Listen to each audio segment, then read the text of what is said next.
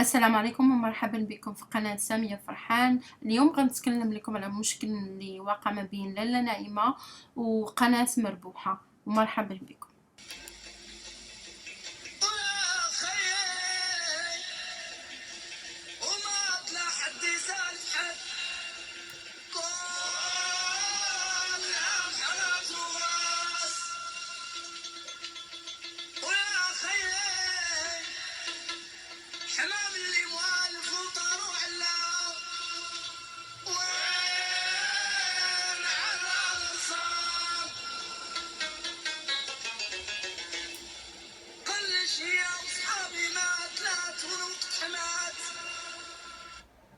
السلام عليكم. واليوم بغيت نهضر معاكم بواحد الموضوع اللي هو منتشر باليوتيوب، وهو قضية لاله نائمة وقناة مربوحة اللي تتمثل في السيدة حادة والابن ديالها يونس والزوجة ديالو سميرة والأخت نادية والسيدة فتيحة وكذلك. ولكن الناس الرئيسيين اللي مشكل طرا بيناتهم هي سيدة نائمة ولاله حادة والابن ديالها والزوجة ديالها. انا تعرفت على هذه القناه لانها ولات منتشره في اليوتيوب وتتشوفي بزاف ناس يتكلموا عليها، فتدخلي تفرجي. دخلت تفرجت، عجبوني الفيديوهات اللي هما موجودين. وظنيت انها كانت ماشي ظنيت حسيت انها قناة مزيانة، وعجبتني هذيك الحياة اللي هما تيوريوها لينا اكثر حنا ناس الغربة. وشفت انهم كذلك راه تيديروا ضمان بحال الضمان الاجتماعي ولا الكفالة الاجتماعية لما دخلوا الاخت نعيمة. المشكل اللي وقع، انا اول حاجة بغيت ناخذ عليها هو الاخت اللي عندها القناة اللي خدت الاخت نعيمة وهي تتكلم باسم الله بعض المرات، وانا كنت نتفرج في القناة ديالها من قبل. والموقف ديالي هو ان لا كاين مشكل ما بين جوج اشخاص، علاش انا ندخل فيه ونحاول نكبر المشكل. هذا هو اولا، هذا هو الشيء. لا دخلت غندخل بالاحسان ذات البين، ماشي ندخل باش نوض الصداع اكثر ولا ناخذ واحد الجهه ونقول لها انا غندير لك وانا نفعل لك وانا هادي، لا. اوكي. وفي نفس الوقت تقولي الناس ما يحكموش عليك، هذه اختي راه باينه العمى في الظلام، فهمتي؟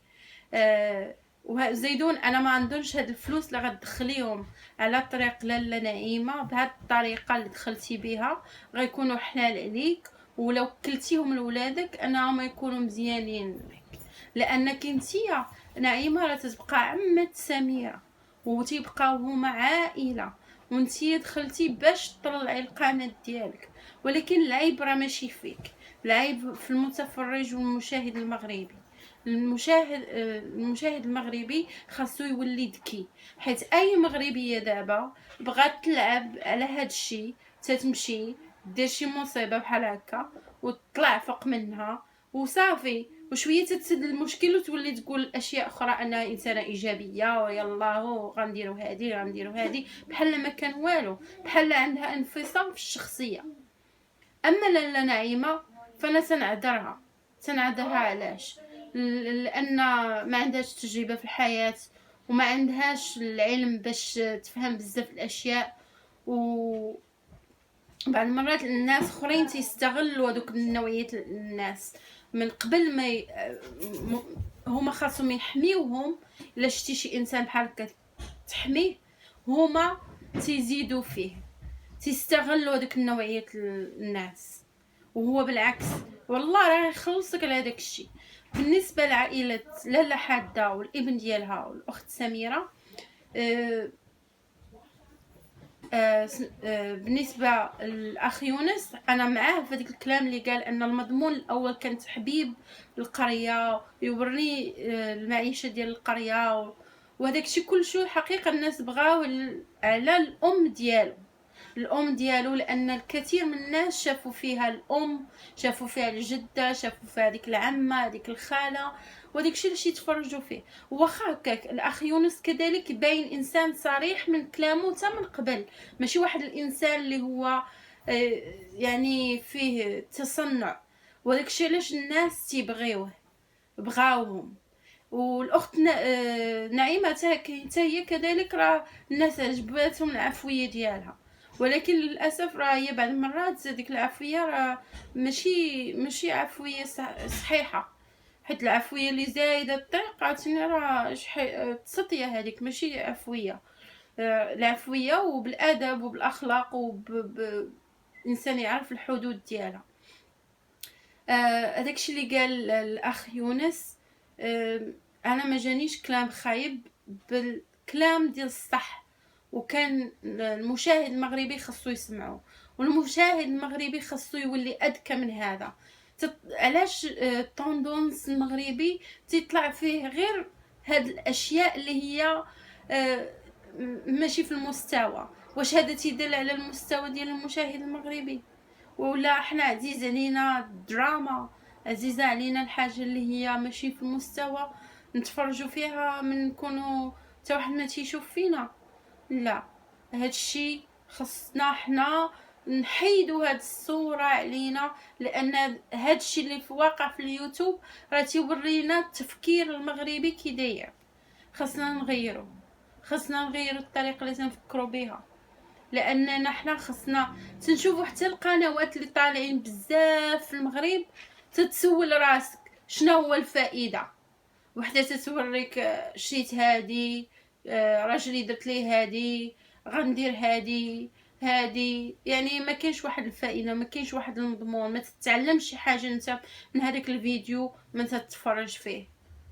وحتى لك الترفيه ما كايناش واحد الترفيه اللي هو ادبي، فهمتي؟ راه غير بنادم باغي يتفرج في الناس وباغي يشوف الناس شي يديروا في ديورهم.